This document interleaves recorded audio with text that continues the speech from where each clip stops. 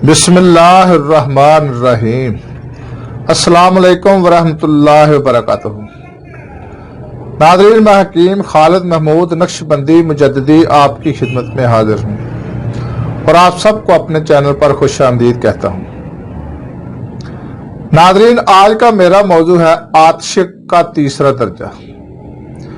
मौजू तो आतिशिक का ही है, लेकिन इसमें जो आज मैं आपको नुस्खा बताऊंगा वो ये है कि जो खून में खराबी पैदा होती है, क्योंकि आतिशिक के मरीज जो होते हैं उनके खून में भी खराबी पैदा होती है। खून को साफ करने के लिए खा आतिशिक पहली स्टेज पर हो, दूसरी स्टेज पर हो या तीसरी स्टेज पर हो, किसी स्टेज में भी हो, उससे पहले दवाई जो हम नुस्खा आपको बताते हैं, ये नुस्खा जो आज मैं बताऊंगा उस नुस्खे के साथ इस नुस्खे को भी लाजमी आपने इस्तेमाल कराना है। अगर उसके खून की खराबी जो है वो दुरुस्त हो जाएगी तो इलाज में बहुत ज्यादा आसानी होगी, क्योंकि खून साफ पैदा होगा, साले खून पैदा होगा तो इलाज में बहुत ही आसानी पैदा हो जाएगी। तो मैं कोशिश करूंगा कि आज का नुस्खा जो है ये सहल हो, आसान हो, और ये नुस्खा खारिश के मरीज भी इस्तेमाल कर सकते हैं।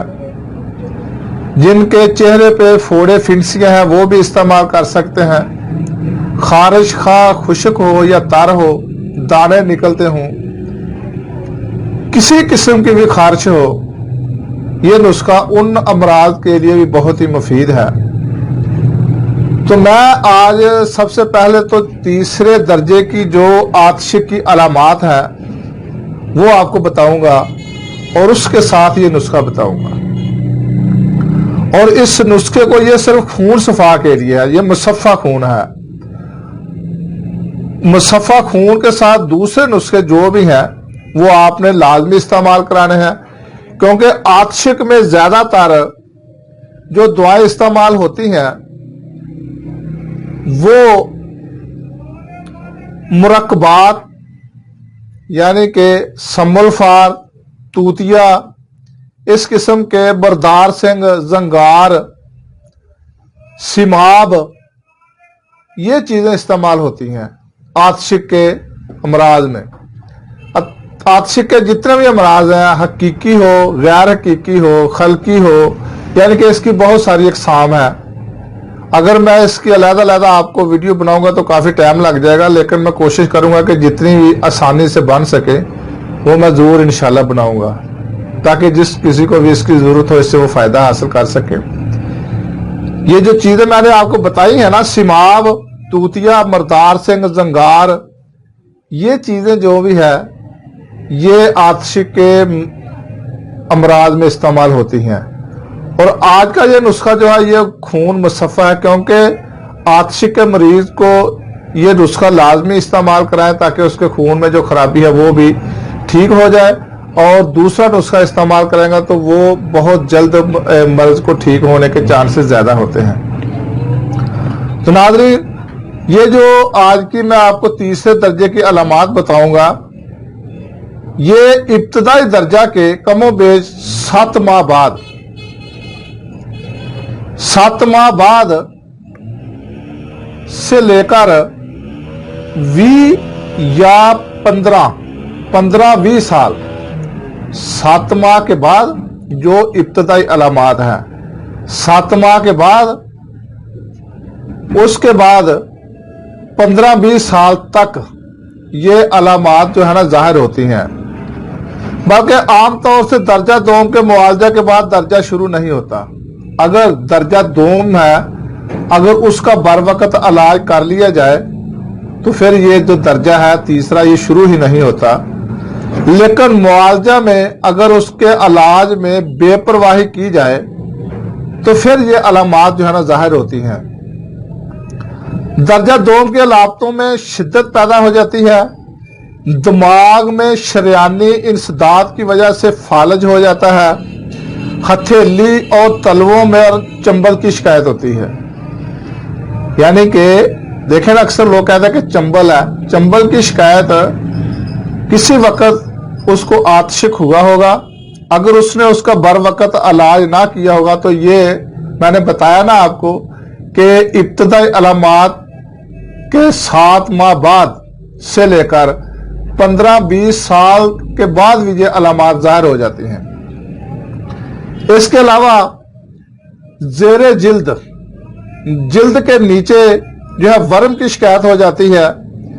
اس کے علاوہ بغیر تکلیف کے قرا بن جاتا ہے، پنڈلیوں پر یہ قرا کثیر الوقوع کافی جگہ پر واقع ہوتا ہے۔ مرضی علامات زیادہ تر ہڈیوں میں رونما ہوتی ہے، ان میں ورم زیادہ پیدا ہو جاتا ہے، یعنی کہ کسی بھی صورت میں۔ اس کے علاوہ اعشاء میں بھی غبار پیدا ہو جاتا ہے، اسی صورت میں تکلیف میں غیر معمولی اضافہ ہوتا ہے۔ اگر یہ دماغ میں پیدا ہو جائے تو مرگی کا دورہ پڑنے لگتا ہے۔ آہستہ آہستہ قوت سماعت کمزور ہو جاتی ہے اور مریض انواع اقسام کے امراض میں گرفتار ہو جاتا ہے، یعنی کہ مختلف امراض میں جو مریض ہے وہ اس میں مبتلا ہو جاتا ہے اگر اس کا دوسری سٹیج پر بھی علاج نہ کیا جائے۔ اگر دوسری سٹیج میں اس کا علاج ہو جائے تو پھر تیسری جو سٹیج ہے اس کی یعنی کہ علامات ظاہر نہیں ہوتی۔ تو ناظرین، یہ جو آج کا نسخہ میں آپ کو بتانے جا رہا ہوں، اس کا تو پرانے سے پرانا آتشک بھی ہو، جتنا بھی پرانا ہو، لیکن اس سے پہلے یہ نسخہ آپ ضرور استعمال کرائیں۔ اس کے علاوہ آپ نے مریض کو کچھ ہدایات جو ہے وہ دینی ہے۔ وہ کیا ہے کہ مریض جو ہے باقی افراد سے علیحدہ رہے، اس کا کمرہ علیحدہ ہو، اس کی صفائی کا خاص خیال رکھا جائے، اس کی جو بھی رہائش ہے علیحدہ اس کا بندوبست کیا جائے۔ اس کے علاوہ یعنی کہ اس میں اگر کمزوری ہے، لاغری آ گئی ہے تو اس کا بھی ساتھ ساتھ علاج کرائے، اور اس کے لیے آپ مقوی اغذیہ کا استعمال کرائیں، یعنی کہ طاقت دینے والی غذائیں دیں، فروٹ وغیرہ دیں، دیسی گھی کا زیادہ استعمال کرائیں۔ تو ناظرین، اس کو زیادہ سے زیادہ سکون دیں، اس کو ذہنی پریشانی نہیں ہونی چاہیے، ذہنی ٹینشن نہیں دینی، اس کو کام کاج سے پرہیز کرائیں، اور جتنا بھی سکون آپ دے سکے اس کو سکون دینے کی کوشش کریں۔ تو ایسی ان کو تاکہ قرآن پاک کی تلاوت کریں، نمازی کا پابند بنائیں، صاف ستھرا اس کو رکھیں، نہانے کا روزانہ بندوبست کرائیں۔ تو ناظرین، اب میں جو نسخہ آپ کو بتانے لگا ہوں یہ مصفی خون ہے، مصفہ خون ہے، خون کو صاف کرتا ہے، کسی قسم کے بھی خون میں خرابی ہو تو یہ بہت ہی آسان نسخہ ہے۔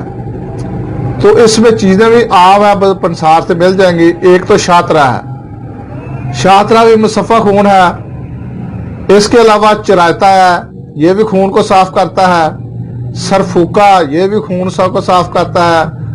گل منڈی، یہ بھی خون کو صاف کرتا ہے۔ حلیلہ سیاہ، یہ بھی خون کو صاف کرتا ہے۔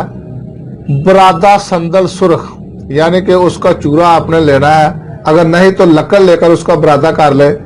یہ سب چیزیں آپ نے 7 گرام حاصل کرنی ہے، بازار سے لینی ہے۔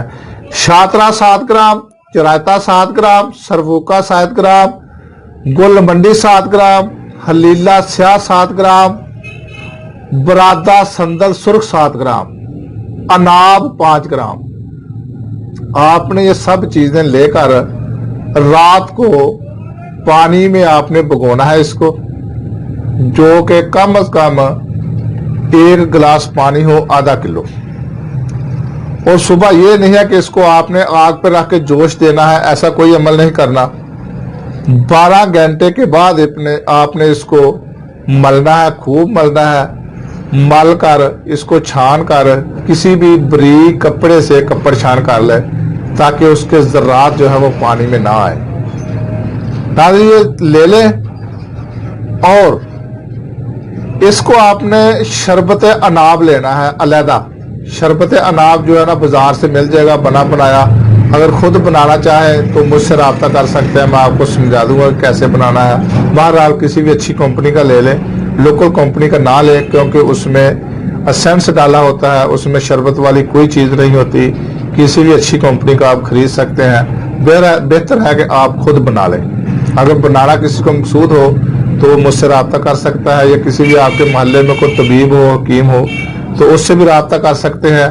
ये जो चीज़ें मैंने आपको बताई हैं, इसको रात को आपने भिगोना है, भिगो कर सुबह मल छान कर, कपड़ छान कर ले, और जो इसमें पानी हो उसमें आपने 50 मिलीलीटर शरबत अनाब लेना है, और इसमें वो डाल के मीठा हो जाएगा, और आपने ये 1 माह तक इस्तेमाल करना है।